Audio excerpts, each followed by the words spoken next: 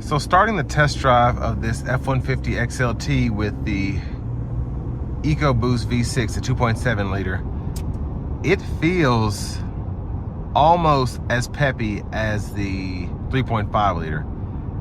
Saying that to say it sounds super sporty, super aggressive, even more so than the bigger EcoBoost V6 in my opinion. And I still feel like I get that, I don't want to say same, but a similar amount of pull.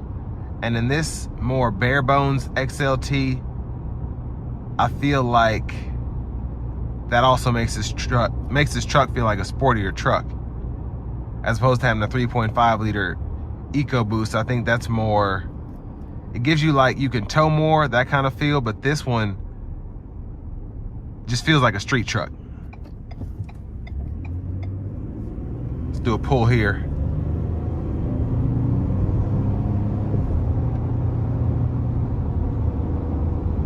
Yeah, super quick in my opinion. Very impressive.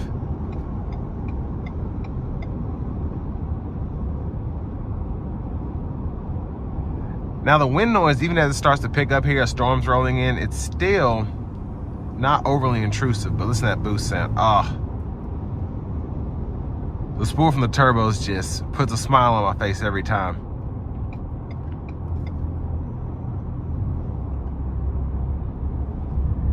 And I really think you get a, like maybe a mile per gallon better city fuel economy.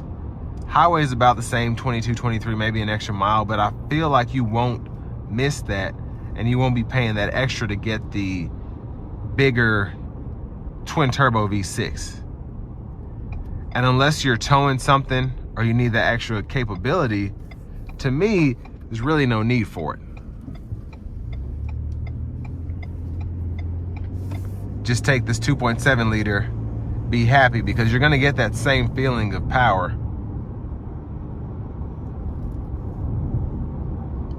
Now, my favorite is gonna be the Power Boost V6. That's my favorite engine, but close second is gonna be this one, just because you get the efficiency without necessarily having to upgrade to the Power Boost. Now, you're not gonna get nearly as good city fuel economy, but you're getting the same highway fuel economy with the 2.7 liter as opposed to the Power Boost. So I'm in sport mode now, manual mode engaged.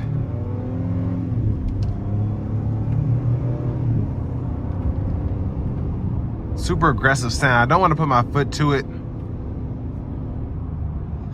as I break it in, but pretty impressive.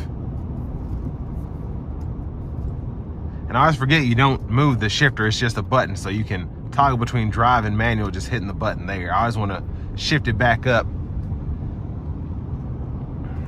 But the sport mode, it definitely gives you that high revving, fun, almost race mode that you want out of this truck. It's a great setting because everybody can't do it right. You get a sport mode in some vehicles and it's just super touchy, and then it doesn't do much in the power band, but this gives you that perfect feel all the way around. Yeah, the sound of the turbos just does not get old, and especially with this, I feel like this 2.7 puts the 3.5 to shame in terms of the sound you get. It just sounds that much more aggressive, that much more sporty, that much cooler. But I'm gonna put it in the eco mode as I get on the interstate here and just see how it accelerates there. Now, starting out, before I even get on the interstate, I'm pretty impressed just how the eco mode still will give you power when you need it. It's not like limiting you, keeping you in between 1,000 and 1,500 RPMs. It actually does want to go. Unlike some other vehicles I've driven that have eco mode, it just limits, it's basically just a throttle response thing. So if you have a lead foot, it keeps you from flooring it when maybe you don't want to, and you don't want all that additional power. But great job just using eco mode to merge onto the interstate here. Perfect power band.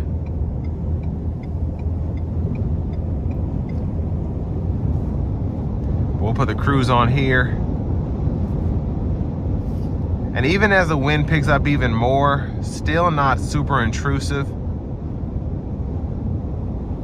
But honestly, where the road noise is pretty